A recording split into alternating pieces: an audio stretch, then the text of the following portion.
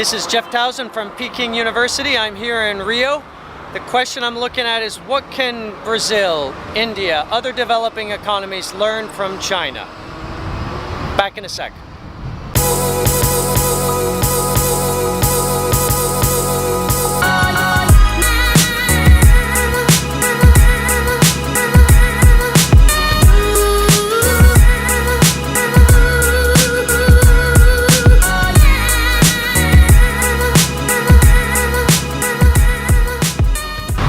So it's another beautiful day here in Rio de Janeiro, which is like 2 out of 3 days are spectacular.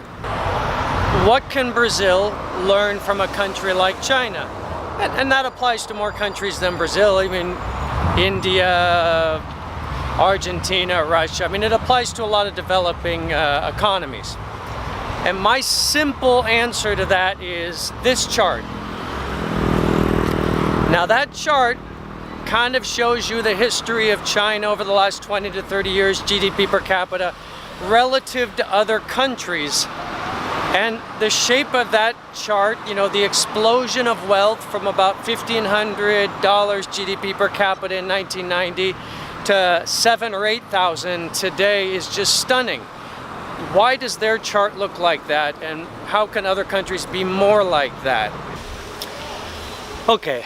Lesson number 1 is basically try to figure out how to compound wealth over, say, 20 to 30 years.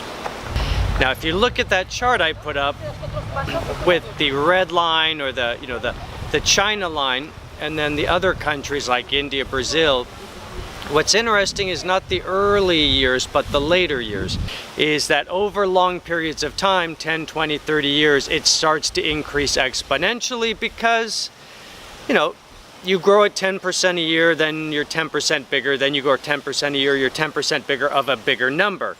And the number keeps getting bigger and you start to sort of vertically go north.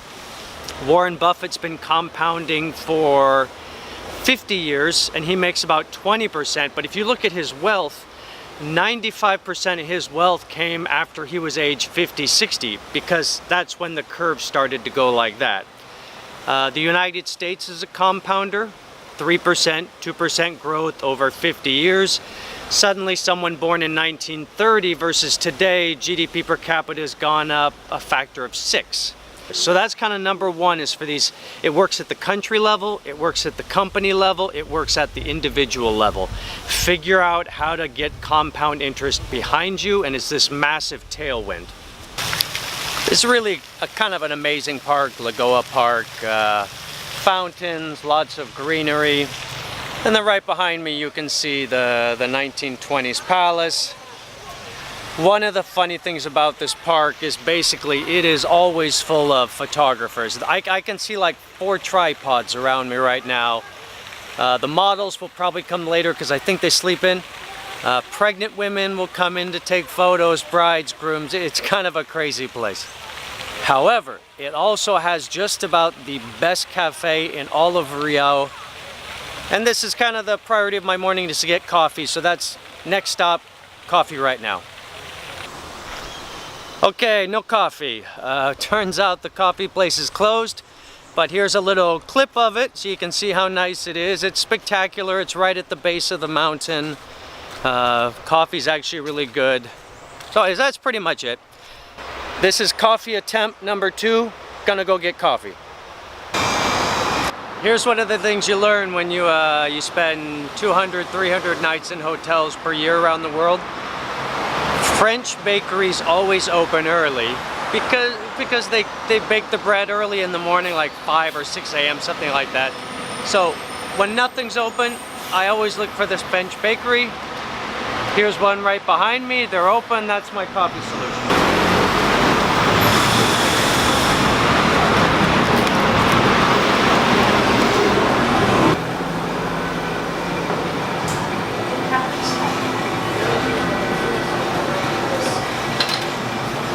Okay, so much better.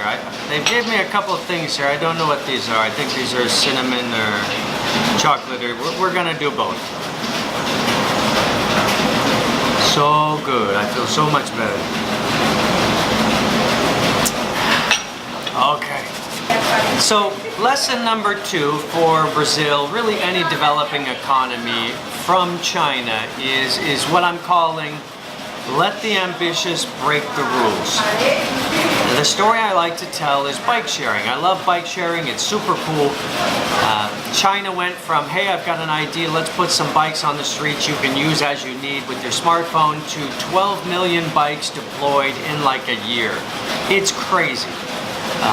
What's interesting about this phenomenon is it was totally illegal. You can't put thousands, tens of thousands, millions of bikes on the streets of cities. Just do it. You could never do that in New York. You could never do that in London. You definitely can't do that in Rio. Why is it you can do this in China? Now, when you think about Brazil, people here complain there's a lot of rules, there's a lot of regulations, the government is massive, it's like 40% of the GDP. Okay. China is also a state-infused market. The government is involved in everything, often as a regulator, as a competitor, a participant. You know, China is often called the land of licenses. You need a license for everything. The bike sharing companies, you know, they had all gotten some feedback from the local governments that, look, it's all right. We're not going to enforce any of the rules on what you're doing. And about a year went by, a year and a half, and then later, after this had sort of played itself out, then there was some basic regulations. Look, you can't put babies in the baskets of the fronts of the bikes and ride like that, which people do. But they didn't want to stymie the innovation. They didn't want to squelch this sort of new thing. So they let it run for about a year and a half, and then they put in some regs about health and safety, and you know, kids shouldn't use these, things like that. They weren't actually very significant. So that's kind of lesson number 2.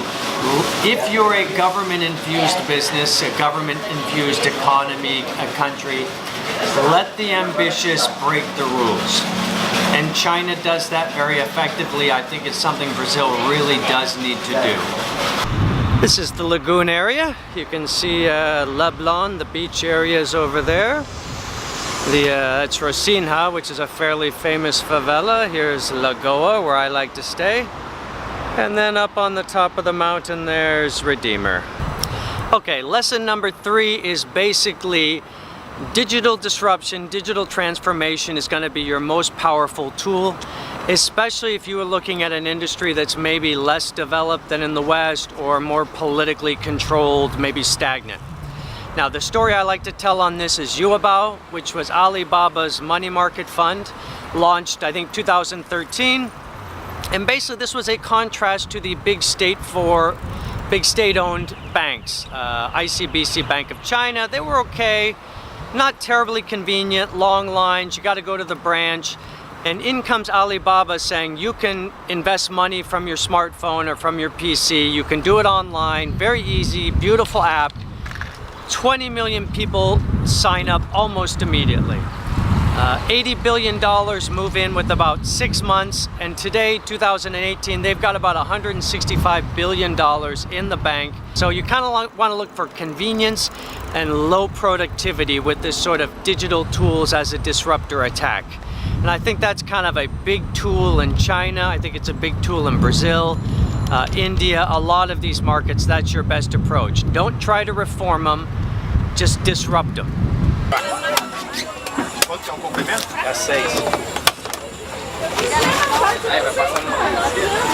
Thank you.